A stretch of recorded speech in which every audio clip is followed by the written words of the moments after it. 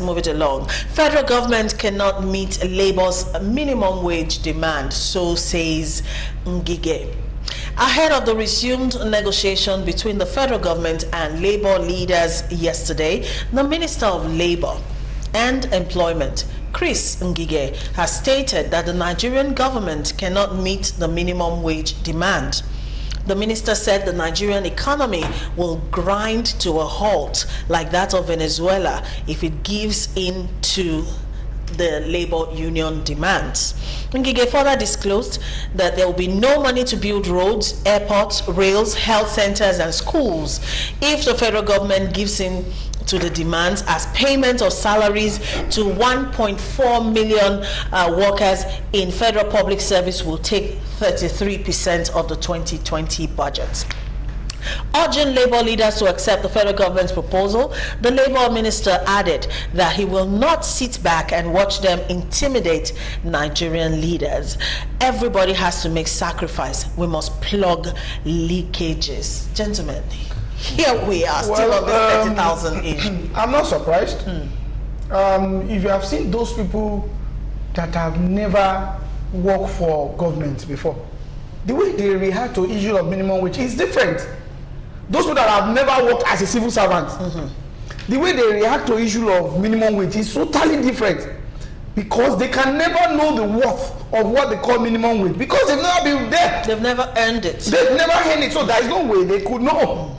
If a minister of labor and productivity that wants laborers to be productive and knows that the take-home self did not take them home, majority of Nigerian workers, they are tenants. Only few, in terms of number, if you calculate all the numbers together, majority of them are tenants. They don't have cars. Even if they have to be fueling it. They have children. Health insurance that you said you have for them, the HMOs or whatever, it doesn't carry some certain ailments. So automatically, what the government will provide for them is what they are paying for. That one is one. You now said that the Nigerian government did not have money to pay them, but this is the same federal government has money to pay all the special assistants to every senator, has to pay them bogus amounts, has the same money, and the governors to pay as much as anything to state house of assembly. Did you know that there are some certain states, if you are a member of house of assembly in some certain states, there are like 10 states like that in Nigeria, you are going to be more richer in terms of financial gain than being house of rep member. There are 10 states like that. If you are a member of house of assembly, you will be more richer than house of rep member. How does that work?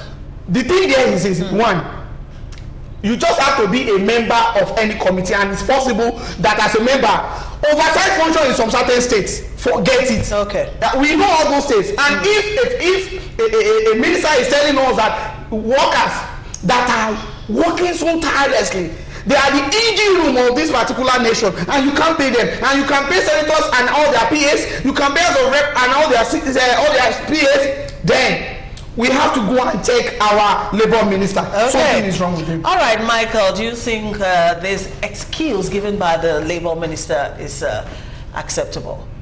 Three things I would say. Number one, I'd like to correct the impression. Even the legislative assistants are being owed. Not all of them. Not most of them. Most of them. That's why they go on strike and all that. So if you hear legislative assistants, special assistants to senators and all that, they are not as rich as you think they are. Then secondly, bringing back with all due humility and everything, I just feel that the government did not do the people's service by bringing back Dr. Chris Ngige. That is the honest truth. I mean, a man's antecedents from the beginning would make you understand where he will stand. And he has his own pedigree and everything. But in terms of this labor issue, I don't think he is the right person to actually handle this. Because when a minister comes up and tells you that there are surplus, how did he put it? Surplus doctors in Nigeria, that Nigeria does not have a brain drain problem, then you wonder where the minister is coming when from. the opposite is quite evident. Very, very but let me evident. probe you a bit on what you said earlier. The federal government's inability to pay the minimum wage, the new minimum wage, is that the doing of Dr. Chris Ngige? Well, it is not the doing, but then the way a minister handles information and handles affairs matters a lot. I think it's not proper for a minister to come out and tell us that the government cannot fund 30,000 minimum wage. Why did you sign it in the first place? That means from the onset you were lying to Nigerian workers. You were not being sincere. So if you knew you were not going to do it, then you would have said it from the beginning, and then everybody would have found a solution one way or the other. Like he said, you do not have minimum wage, but the government has 50 billion to buy cars for senators. You have government money to pay senators 35 million naira every month, aside what do they call it? Allowance? No, not allowance. Constituency projects and all that. You know, you have monies for that. Look, even if you pay a Nigerian worker 100,000 minimum wage, that is not the problem. The problem we have here is, one, you have a situation whereby there are no infrastructures. There's no good health service. People are hungry. Doing business in Nigeria is like hell. Double taxations up and down. By the time you put all this together, you discover that the minimum wage is not the problem. In the UK, what is the minimum wage? £8 to £10 per hour. And people live very, very well because you have all the infrastructures there to make life easy for you. The system works. But here, the system does not work. And then you do not want to pay these salaries. That is not even enough. So how do you want people to survive? Okay. All right. I'm happy you are a financial consultant. So maybe you can break this down. How paying the average Nigerian worker 30,000 minimum wage will run down the economy of Nigeria. The thing is that that's not actually the problem. They've agreed the minimum wage, and I think they don't. It's been assented to. They will pay. I mean, okay. The problem is not the minimum wage of 30,000 for the lowest cadres of the civil service. Okay. The problem is the consequential adjustments, for the other levels. So the deadlock is about the government is offering 11%, 16%. For grade level 7 to 14, and 6.5% increase for level 14 and above.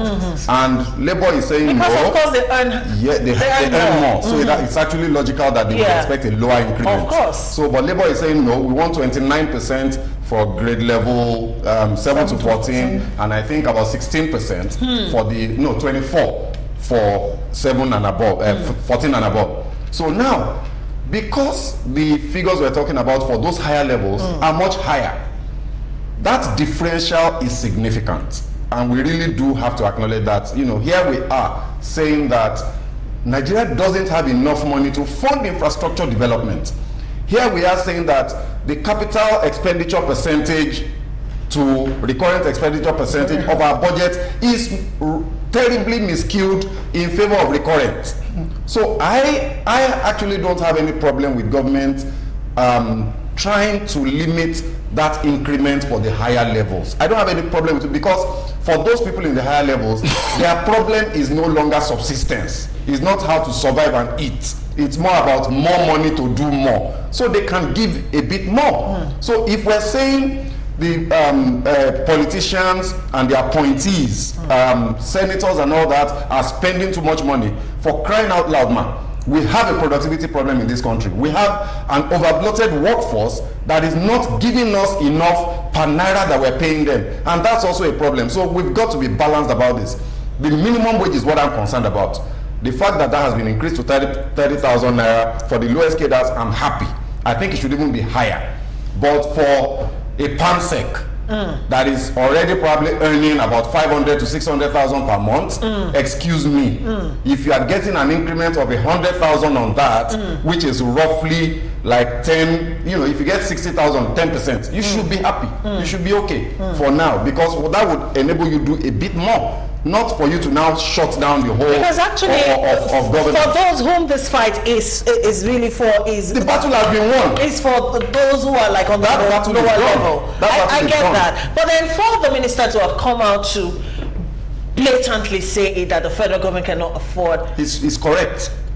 I agree with him. I mean, technically, I understand what Michael was saying, you know, about the person of Dr. Ngige and his tendency to misyan, and, you know, just say a lot of things. But in this case, the truth of the matter is that we're not earning enough money as a country to spend on the most important things to us: infrastructure development, education. I mean, for God's sake, 48 billion naira was budgeted to education, the whole of education for the federal government. From a 10 trillion. I mean, it's ridiculous. Yeah. Meanwhile, you are paying the budget to the National Assembly under statutory allocations is 125 billion for a National Assembly of less than 5,000 staff, and then you are funding all of the tertiary institutions in Nigeria with 48 billion. Are we serious? So when the man says we don't have money to pay consequential adjustment, not to pay minimum wage, we must make that difference. Not to pay minimum wage. But how believable is this tale of we don't have money, we don't have money, when we see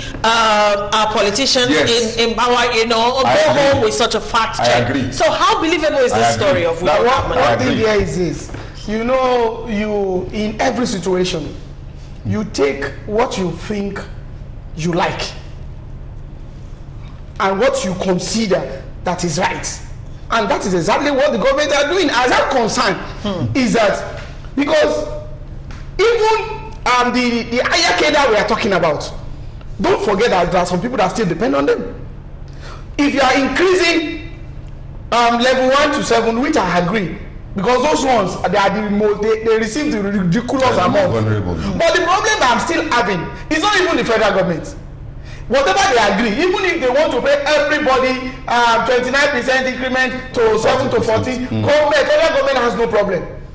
But instead, did you know that I posted it and I still want people to challenge it this morning? That there is no state in this country that is paying 18,000 minimum wage. And somebody was telling me that, I said, come, for me to come out, I've done the mathematics. Majority of these are people is that they go with figures, they don't go with calculations. Somebody mentioned some states and they are paying. I said, like, not lie. Go and ask those people that are even involved and collect their pay slip and make the calculations. So if those people that are finding it difficult to pay 18,000 minimum wage, but they can have as many. We know the number of advisors that a particular governor in a day appointed 37 advisors, not PSO. 37 advisors, and this is the kind of advisor that will give them advice they will never follow. How about the 184? And you will not see, what about the one that had 1,000? Okay. And you will not see a kind of workers. Some certain workers are working as if, when you go to some certain offices, you will see some certain workers as if they want to die. They will work from some, when they get home, they will see have some work to do. And this is the kind of people you say you don't want to pay. As I'm concerned, level 1 to 7, 30,000 minimum good. 7 to 14, whatever they are bargaining for that you signed that you are going to pay, let's meet in the middle, but not the kind of presentation you are presenting, 7%, 12%. That is not ideal, because if they are working, they must get whatever they are waiting for. When I see, do you know that, sir, the legislative aid we are talking about, we have 2 types of legislative aid in the National Assembly. There are some people that are co-opted in the Commission and the National Assembly. That one is one. That's the one that their money will get to the senator. Is the one that will pay them. There are 2 different types. So it's not, I'm not talking about the one under commission. So the senators are agents. Wow. So they know. They know. And this is the kind of people I'm talking about. I know Michael is trying to say something. Go ahead. Actually, I mean, in the budget, there are funds that the senators collect to pay their aides. Yes. It's being provided for. But unfortunately, these are the legislative assistants that go on strike most, because many of these senators do not remit that. They don't. That's another issue again. You understand? So that's why you always have those that are under the commission are safer. Yes, now. Because it's the commission that pays them. Yes. But the one that comes to the senators directly, what can you do now? At the end, maybe the senator will give you 100,000 out of 200 or 300,000. After all, you have car and you are living with the, but it doesn't make it right. And as far as I'm concerned, I've always said one thing: perception matters a lot. Yeah. The perception that the minister has given, you understand, to the ordinary Nigerian means that you don't have money to pay. Whether you don't have money to pay 30,000. You understand? Okay. This breakdown is more for the intellectuals. Yeah. Which average Nigerian would want to listen to this breakdown? So that's why I say, communication-wise, they are not doing good at all. They are not.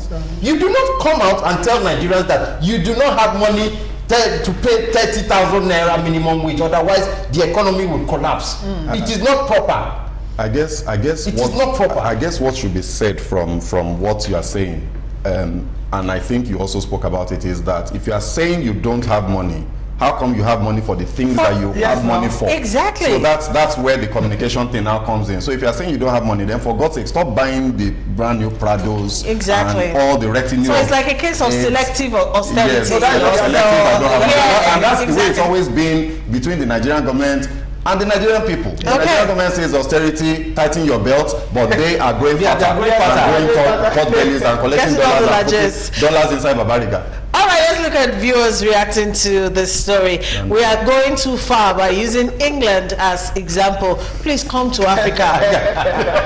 A place like Algeria. The next thing, Lai Mohammed.